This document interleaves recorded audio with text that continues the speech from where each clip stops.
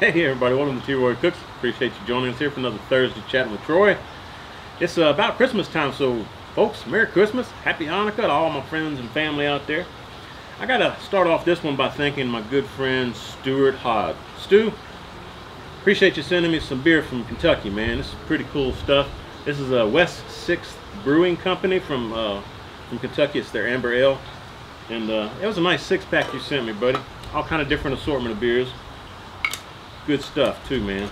I hadn't tried that habanero flavor beer yet. I'm gonna have to hold that one off for another Thursday chat as well.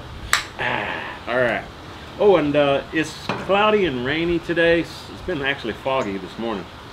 So I'm not using my big camera. I just got my G30, which if you're getting a different angle or a different perspective on me, that's why I'm using my G30 today, not my XF305.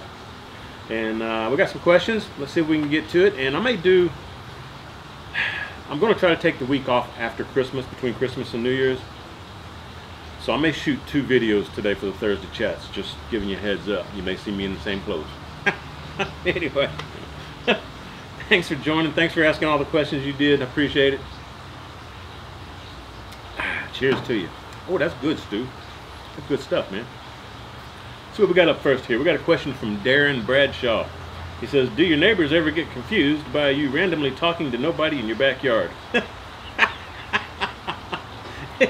Yeah, I've had them peeking over the fence a little bit, but they both know on both sides that I do YouTube videos, so they know if they see the camera out, it's fine. JDog23 asks, he says, quick question for you, Troy. I think I heard you mention you were working on a comparison video between the Weber Smoky Mountain and the Pit Barrel Cooker using the same exact meat. My question is, when can we expect to see that video? I'm really looking forward to that. Yeah, man, I am going to do that. It's probably going to be January, February sometime before I get it done though, alright? I got some other projects I'm working on as well. Appreciate the question though. And folks, if this is your first time here, I keep forgetting to mention, if it's your first time here, and you have a question for me, just ask it in the comment section down below, just where you would say, hey, great video, Troy, you know, that kind of thing, or, you know, whatever. Just ask your question there. That way I'll take it and I'll put it on my list for next week's chat or for a future chat. And if I'm answering a question and you think you have a little more experience about it, that's fine. Do some feedback or put your feedback down in the comments section. And I'll usually tell you if it's a question I'm not sure about what the answer is. I'll usually tell you who it is that asked the question. So you can hit plus and then their name, and that way they'll see that you've actually responded with your answer to that question. We're all just one big happy family here. We love cooking, we love food, love barbecue. So if you got something you want to say, go ahead, man, feel free. Next question's from Hickory Heat Barbecue. He says, oh, y'all go check out Hickory Heat Barbecue. A link for the channel is down below, and any other YouTubers I may mention, I'll put their links down below in the comments, in the description box. Just hit show more. And also the questions and the answers, not questions and answers, but the questions and where they're asked in the video will be down there as well. Hopefully if I have time to do that. If I don't, then just understand, I was rushed for time trying to get these out before I head out on some vacation, see family. Hickory Heat Barbecue. He says, got a question for you. What's your favorite beer? I know Badger beer is one. Cheers to my barbecue brother. Yeah, Ken, cheers to you, brother. Well, I drink Busch beer a lot because it's cheap and it's not too alcoholic, so I can drink a good bit of it, you know, without getting blitzed or anything. It's a nice sipping beer. Anyway, I like Dos Equis. I like Pacifico. I like some lambic beers, like that lambic framboise that I showed before on the Thursday chat, the raspberry lambic. So I like some fruity beers. I like some apple cider sometimes, some apple cider type beer like Red Ale. But I tend to stay away from the darker beers, but I do like Shiner Bock. Shiner Bock's good stuff, and man, there's some great beer companies here in Austin, and y'all see me showcase quite a few of them. You know, I just go out and when I'm at HEB, my local grocery store, and I'll just look and see what I haven't tried yet that's been made locally, or at least here in Texas, and I'll give it a shot. Most of the time it's pretty good. Probably about 10, 15 years ago, I used to be into the IPAs, but I'm not so much into the IPAs anymore. It's too bitter for me. So I tend to like the golden ales. I really like Pilsner type beers. Anyway, that's enough. Ah! Yeah, you got more than you bargained for on that one, didn't you? Appreciate the question, Ken. Next one's from Jason0722. He says, Troy, any thoughts or feedback on the Pitmaker Vault? Pitmaker Vault. I think that's made down around Houston. I think that's a Texas company, isn't it? I've only seen pictures of it. It looked very, very well built. As far as how it would cook, though, I don't know. I've never seen one in action, but they look really well built, man. And if they're made here in Texas, they probably are really well built. So, I don't know. Maybe they'll send me one day. I'll try it out for you guys. If any of you have any experience with the Pitmaker Vault or any of the Pitmaker smokers, y'all let this guy know. Jason, Jaysun 0722. It's all together. Appreciate the question, Jason. Could just be Jason. I don't know. Next question is from Booger Bear. What's up, Booger Bear? How you doing, girl? It says, T-Roy, do you have an Amazon link that gets you a little something for anything I buy on Amazon? Your existing link looks like you only get credit on one page. I buy a lot of stuff online. I'd like to toss all the bones your way that I can. I appreciate that, Booger Bear. You're right. Amazon has changed the way they do things. I now have an Amazon store where things that I purchase myself for my channel, I put on that Amazon store. Or stuff that maybe Karen buys for the kitchen. You know, utensils or knives or pots and pans. That kind of thing. I'll put on the Amazon store for you. And you can buy stuff from that Amazon store and I will get a commission. You know, it's not much. You know, I think 5% or something. But it won't cost you anymore. But it'll help me out. The links that we used to do would send you to Amazon, and you can pretty much shop for anything you want on Amazon. As long as you have that same browser session open, it'd give me credit. Now, Booger Bear, if you really want to try that out and see if that still works, send me an email to spacecowboytx@gmail.com. Let me know what you're going to buy before you buy it. I will create an Amazon link for you and mail that back to you. That way you can click the link, go make the purchase, and then if you're buying other things while that same browser session is still open on Amazon, go ahead and buy your other items, and then check back with me in a month or so, and I'll look back and see if I can tell what all you bought and what kind of commission I got. But if you don't want to do that, that's fine. That's you know, I'm not really interested in what all you want to buy. But that's one way we can test that theory out. But I think that Amazon has changed that. So now you strictly have to buy stuff off my Amazon store from me to get credit. Could be wrong though. Appreciate you thinking about me, Booger Bear. Love you, girl. I'm guessing you're a girl. Todd Blessing, how you doing, Todd? Cheers to you, my friend. Been around a long time, man. I do appreciate all the support. He says, hey T-Roy, it's getting very close to all them Christmas parties. Since I'm the only one here in my family that loves to smoke meats, I'm thinking of smoked meatballs with bacon wrapped around. Any thoughts on different flavors like hot jelly, etc.? It's hard to please everyone. Thank you very much. If I don't hear from you, happy holidays to you and your family. Hey, cheers to you, and happy holidays to you too, Todd. Merry Christmas. Man, you know, meatballs with bacon is just fine by itself with me. May throw some cheese in the meatball, you know, make a stuffed meatball. Maybe throw some barbecue sauce on it. I'm just saying. Regular spaghetti sauce would probably work.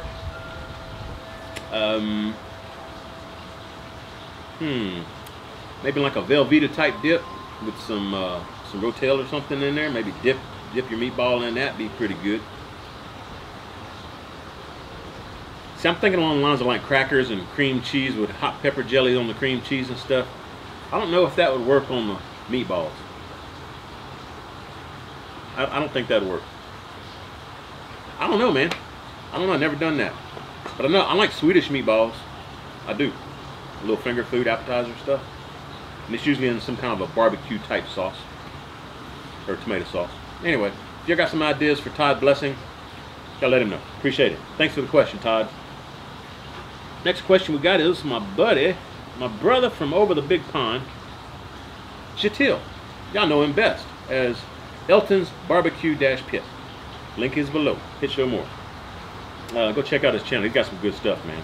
When I talk about smoking fish and cold smoking and stuff, cheeses and whatnot, my boy Jatil over at Elton's BBQ-Pit, he's the one. He's the guy that does all that kind of stuff. He's up in Norway. Y'all see me wear a Norway hat. He sent it to me. What you got for me, Jatil? He says, "Hey Troy, enjoying a Heineken and looking at the show." Cheers to you, brother. Cheers to you. He said, "This was a great session again. You're right with the entry-level camera. Use what you have and can afford. No big deal. I love all the advice you share. You are a gold mine of experience and know-how. So thanks, brother." I appreciate that, man. You know, I just live and learn, and same as all of you. You know, if y'all can glean some kind of inspiration or some kind of knowledge from my experience and what I share, that's why I'm here. I like sharing what I know, helping y'all avoid some of the mistakes I made when I started doing this like 8 years ago, 7 years ago. All right, Jatil also says, what is, let me start off. He says, "I know I've asked you if you're a Béarnaise sauce kind of guy, and you replied that you weren't. So, my follow-up question is, what's your favorite sauce?" Whew, I like brown gravies, but it's not really a sauce, I guess. I like au jus with like French roast beef type sandwich. Gravies, man, gravies. I like all the gravies that you associate with Cajun type food or Southern cuisine. You know, like pork chops, biscuits, and gravy. It's like a milk gravy with a lot of heavy pepper in it, and you make it from the fond that you pan fry the pork chops. Make that gravy from that. That's one of my top gravies right there, man. I love that. Gravies like a crawfish étouffée. Étouffée is a type of gravy. I love étouffée. Shrimp or crawfish étouffée is excellent, man. So, but just your ordinary brown gravy, I like that with some mashed potatoes or some rolls. You know, I like to have it with some beef on the side. It's good stuff, man. In fact, I'm doing hamburger steaks tonight. I just saw Stu and his nice dog Rusty, man. I appreciate that Christmas card y'all sent, man. Thanks, Stu. That's cute. He had a little paw print on the Christmas card. But yeah, man, Stu made the hamburger steaks and gravy from my recipe, and he gave it a thumbs up. He said it was good stuff. So if you're interested, I'll put that recipe up here for you guys. I'm going to be making that tonight. My mom's here visiting. Me and Karen hadn't had it in like a month. We usually try to have it like once a month. This is good stuff, folks. Hamburger steak and gravy. Some people call them mock fillets, but it's made with hamburger meat, ground meat. Good stuff, good stuff. So appreciate the questions, Jatil. Cheers to you, my brother. Stay warm. Next question is from Louis Calamados. "Hey Troy, Lou from New Jersey again. How you doing, Lou?" He says, "I became a dad today." Woo! Congratulations, congratulations. Appreciate you letting me know. And folks, y'all wish Lou congratulations for the new baby. Man, good times, man. That's a way to bring in the new year. He says he's winding down, trying to sleep, and my videos sure do help. I'll take that as a compliment. He says, "Here in Cali, I have many times." Hang on, that's a different question. That's the next question. He says, "Anyway, my new addition to my family made me curious on your love for barbecue as a child growing up." Man, we really didn't have a lot of barbecue growing up. If we did, my dad cooked it in the oven. You know, I have done that as well. Got a video on that. Homemade barbecue sauces and whatnot. Y'all check that out if you want. Where was I? He says, "Did you always love barbecue?" No, again, I didn't have it growing up, but when I got out here to Texas, yeah, I fell in love with it, man. He says, "Did Momma Jean," that's my grandma if y'all didn't know, Momma Jean. She's on Facebook. Check her out, Jean Waits. Show her some love. Tell her you follow old T-Roy. She likes that, man. Yeah, look her up. Jean Waits. Jean. She tell her T-Roy said hello. I call and talk to her. But anyway, yeah, Momma Jean's cool. She said, Lou says, "Did Momma Jean make something that you still make today?" Yeah, dude, she made some excellent French toast. She does greens, you know, like turnip and mustard greens and stuff. Put a little pepper sauce on top. Ooh, it's good stuff. Good stuff. Just simple stuff, man. She makes chicken and dumplings that's real good. She makes all kind of stuff, man. She's 92 and she's still going strong. Love Momma Jean. Next question from Lou. He says, what was your favorite food growing up? Ooh, I'd say some of the stuff my mama cooked, like hamburger steaks and gravy. You know, got hamburger steaks, got a little mashed potatoes, put some brown gravy with it. That's good stuff. My mama used to make some really good lasagna and spaghetti with meatballs. What else will my mama make? My mama made a tuna fish casserole. I love casseroles, man. I love casseroles, and that tuna fish casserole, I've actually done a video on that too. That's some good stuff, man. I love that. That's good stuff. Yeah, that brings back fond memories. Thank you, Lou. Appreciate you jogging my memory on all that, man. Let's see. Lou also says the beard's looking fabulous. The longer vids are better. So thanks for the vote for the longer videos. He says keep up the great vids, Troy. Cheers. Cheers to you, Lou. Appreciate your love and support, man. And congratulations again on the new baby. Next question is from Zach Smith. How you doing, Zach? He says, Troy, love the vids. Keep on trucking. Appreciate that, Zach. Thanks, man. My question is simply this. Here in Cali, I have too many times settled for select grade brisket. Therefore, if you were me, would you rather take it up to 208 and rest it for, say, an hour, or take it to 203 and let it rest in a cooler for 3 hours? Although knowing you, you'd probably rather smoke a steel-toed boot and eat it over having select brisket. Thanks, Troy. I don't know, man. Select brisket, sometimes that's all you can get, you know. Try injecting it, you know. Mix some beef broth with beef stock with a little butter or something and inject it, especially in the flat. I'd probably take it up to like 203 to 205 and then let it rest for a good hour, hour and a half. I think if you take it up to like 208 or higher, I mean, you can, of course, probe the meat and see how tender it is. But if you take it up too high, it's going to get mushy. You know, which, if you're trying to do chopped beef sandwiches, that's fine. If you want slices, you don't want it to be too mushy. It's a fine line when you start getting around 200, 205, whether you're overcooking it or not. But, yeah, you don't need to rest it 3 hours or longer. I just, hour and a half will work. Hope that helps, Zach. Thanks for the question, bud. Appreciate it. Let's see. We got a question from Golden's Domain again. How you doing, man? How you doing? He says, hey, Troy, thanks for answering my question. You bet. Appreciate the question, man. And thanks for this one as well. He says, got another one for you. When managing temps on a cooker, how do you know whether you're better off adjusting the intake, the exhaust, or both? Cheers again from Canada. Dave. Hey, Dave. Cheers to you, my friend. Appreciate it. I always start off with the exhaust wide open, and I adjust the air intake on the pit. But every pit's different, depending on the configuration of your pit, which direction the air is flowing from. You know, let's say you got a 10-15 mile an hour wind coming in, and it's on your smokestack end. You may need to close off the smokestack and open up your intake a little bit. If it's coming from your intake side, you may need to close off the intake because you got too much air coming in there. So different factors will play into that as well, but I generally start out with my smokestack wide open and adjust my air intake for the proper temp and airflow. If you're finding that you're getting too much airflow, like you're not seeing any smoke at all, close down that exhaust a little bit. That'll help slow down the smoke going through your pit and allow your meat to absorb more smoke flavor. And if you've cooked on your pit and you're just not getting enough smoke flavor, especially using real wood, you've got too fast of airflow. Close down the exhaust a little bit. Let that smoke linger around the meat in the cooking chamber a little bit longer before it goes out the exhaust. So I hope that helps, but again, every pit's different. You pretty much just have to live and learn your pit, man. And the only way to do that is practice, which means more barbecue for you. Ha, there you go. Next question is from DQ'd BBQ, another YouTuber. Y'all go check him out. He's got some great videos. Cheers to you, man. He says, this is Steve, by the way. DQ'd BBQ. He says, hey, T-Roy, question for you. I've been looking to expand my horizons a bit and try some barbecue I haven't got around to cooking before. So my question is, with your Cajun background, what's your favorite Cajun barbecue dish to cook? Take it easy and thanks, Steve. Hey, that's a great question, Steve.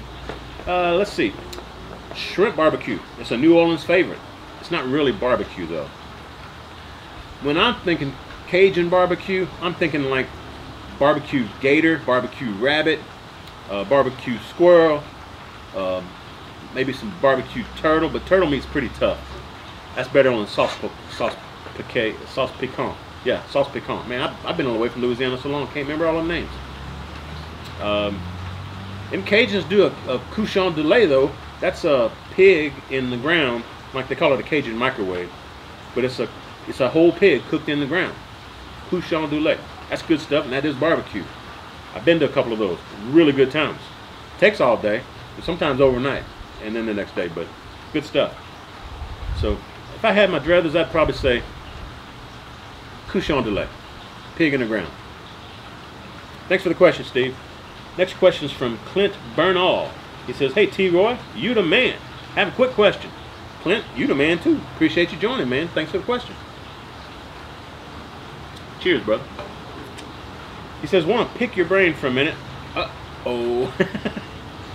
He says, I want to do a big prime rib roast for Christmas. I want to smoke it on my offset, but here's what I want to try. I want to sear it up first before throwing it on the smoker.